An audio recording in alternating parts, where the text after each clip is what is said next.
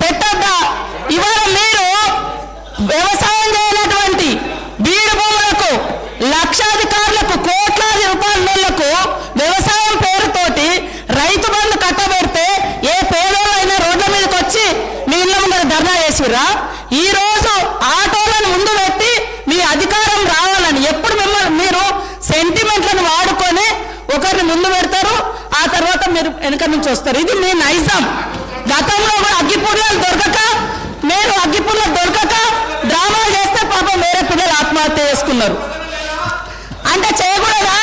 చేయకూడదు అంటారు. మరి మీరు లక్షల లక్షల రూపాయలు, కోట్ల కోట్ల రూపాయలు ప్రజల మీద, అందరి మీద పన్నులేసి ఆ వచ్చిన ధనము రైతు బంధుల పేరుతోటి ఏ పేద మహిళకు, ఏ పేదోళ్లకు రూపాయి దక్కలేదు.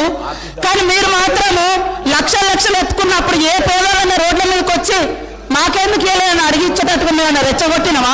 ఇవాళ అక్క చెల్లెళ్ళు అడుగుతున్నారు, నెలకు 5-6 వేలు మాకు మిగులుతున్నాయి ఆర్టీసీ బస్ తోటి. అంటే వీళ్ళు ఎందుకు తట్టుకోలేకపోతున్నారో నేను అడుగుతున్నా.